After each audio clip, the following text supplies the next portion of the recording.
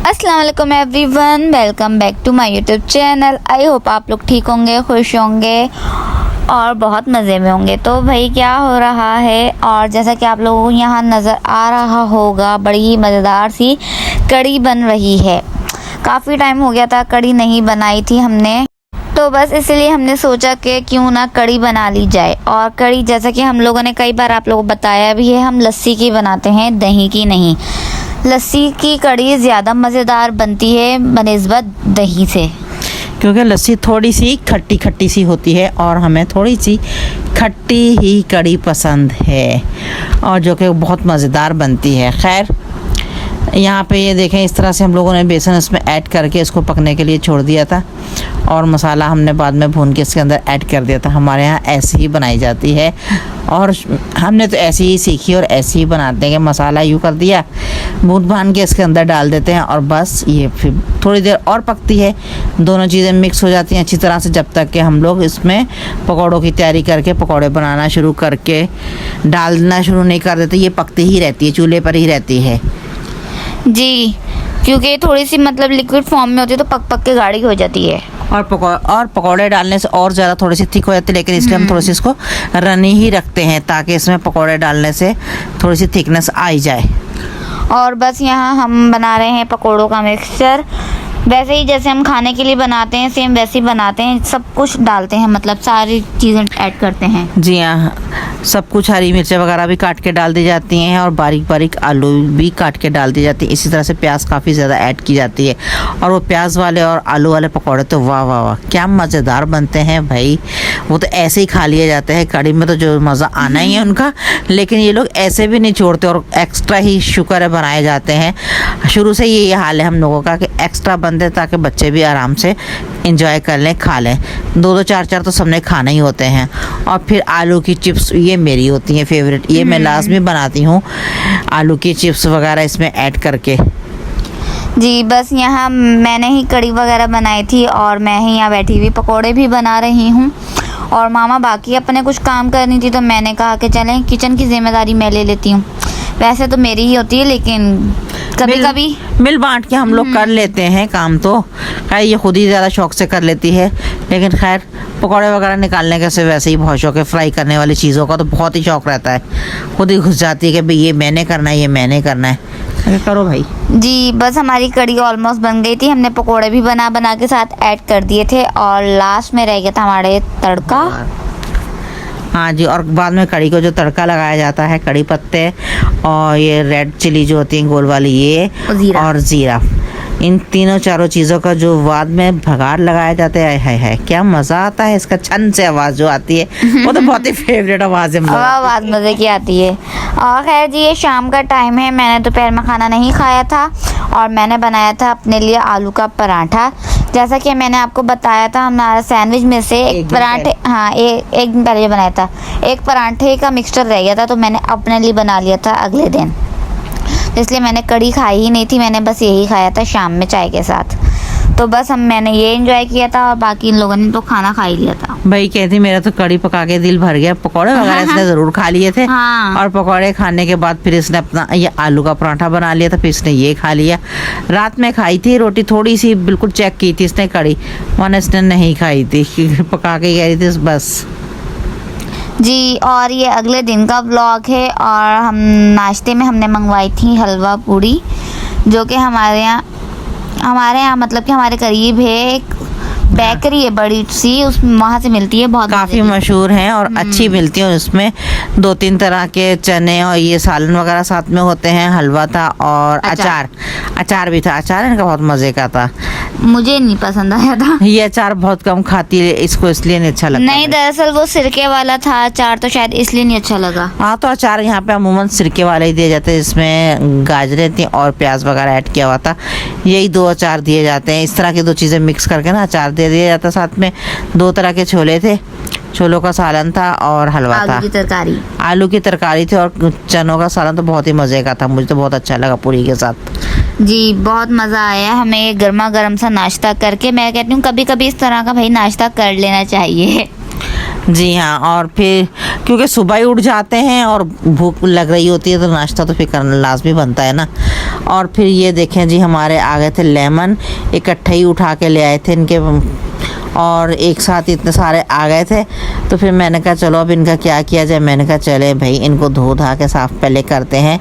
फिर इनको धोकर खुशक किया थोड़ी देर के लिए। फिर इनको हमने जो वो उनका जूस वगैरह मैंने कहा निकाल के एक बोतल में भर लेते हैं, ताकि शिकंजवी वगैरह बनाने में ना आसानी रहे।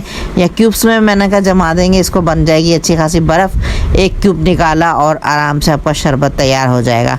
लेकिन हमने बोतल में ऐड कर लिया था, एक वो 1/2 लीटर की बोतल पूरी फुल हो गई थी, बस हमने बोतल में ऐड कर लिया था, इसे फ्रीज नहीं किया था। और इसमें से काफ़ी सारा जूस निकल आया था। ये तकरीबन 1 किलो थे और काफ़ी ज़्यादा थे और बहुत बारीक छिलका।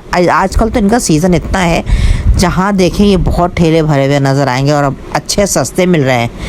मैंने कहा क्यों ना फ़ायदा उठाया जाए और इनको ला के इनका जूस वगैरह निकाल के रख लिया जाए। पहले मामा ने कहा कि क्यों ना मैं अचार डालूं इनका, लेकिन मैंने कहा फ़िलहाल आप इनका जूस निकाल लें, अचार के लिए हम और मंगा लेंगे। हाँ भाई, मैंने कहा मेरे को अचार में ऐड करना था, क्योंकि मैं आम का अचार लेकर आई थी अपनी बहन के पास से। मैंने कहा कुछ उसमें से ऐड कर देती ताकि ये भी ना बन जाए, आम का साथ इसका भी अचार बन जाएगा, लेमन का भी।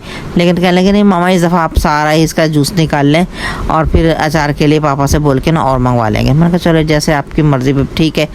जूस वही है, क्योंकि गर्मी का मौसम है, इसका जूस बहुत अच्छा और शरबत बहुत ही मज़े का बनता है। जूस निकाल लें आप, रख लें, ईजी हो गया हमारा काम तो अब। और बस मामा इस तरह से कट करके इनके अंदर से बीज निकाल रही हैं और छोटा वाला भाई साथ बैठा हुआ जूस निकाल रहा था। हाँ, उसने बस वो लिया हुआ था, उससे आराम से स्केच किया जा रहा था और निकले जा रहे थे इसमें से। लेकिन इसका ज़्यादा कोई फ़ायदा नहीं है, रस वैसे ही रह जाता है छिलकों में। लेकिन खैर इस जितना आप दबाएंगे उसमें से अच्छे तरह से निकल रहा था। और क्योंकि इनमें काफ़ी जूस था, इनकी बारीक छिलकी थी और इनमें से जूस अच्छा खासा निकल रहा था। हाँ, रसीले थे अच्छे खासे, बहुत अच्छे अच्छे आए हुए हैं ये तो। खैर जी, काफ़ी सारा हमारा रस निकला था लेमन का, और एक बोतल तो एक भरी गई थी हमारी। उसके बाद कुछ रह गया था, फिर वो हमने दोपहर में इसका शरबत बना के पी लिया था, क्योंकि गर्मी हो रही थी दोपहर में। फिर इसका शरबत ही अच्छा लगता है हम लोगों को तो। वैसे तो मौसम अच्छा है आजकल बहुत, लेकिन गर्मी का भी ना एक टच है हल्का सा। और खैर जी, यहाँ देखें हो रहा है शाम का टाइम और हमने बनाना था सालन। तो समझ नहीं आ रहा था क्या बनाए, तो हमने बनाया था कबाब मसाला हांडी, और जिसके लिए यहाँ पे हमने लिया है बीफ का कीमा। इसके अंदर हमने सारे मसाले ऐड किए हैं जो आप लोगों को नज़र आ भी रहे होंगे। कूटा हुआ ज़ीरा और धनिया भी था, बाकी सारे नमक मिर्चें वगैरह, और हरी मिर्चें, अदरक और लहसुन का पेस्ट हमने ऐड कर दिया एक साथ। और प्याज का भी हमने पेस्ट बना लिया था, वो ऐड कर दिया। और प्याज का थोड़ा सा पानी हमने निकाल लिया था, थोड़ा सा हमने जूस वैसे ही रहने दिया था, ताकि अच्छे से जूसी कबाब हमारे जो है ना ये बने। और कबाब हमने किसी सीख वगैरह पे नहीं बनाए थे, बस मामा ने वैसे ही मुट्ठी में बना लिए थे छोटे छोटे से कबाब इसके। हाँ जी, अब फिर इसके बाद इनको हम लोगों ने अच्छी तरीके से ये मिक्स करने के बाद ना फिर हमने इसको मुट्ठी में बना के फ्राई कर लिया था फ्राई पैन में।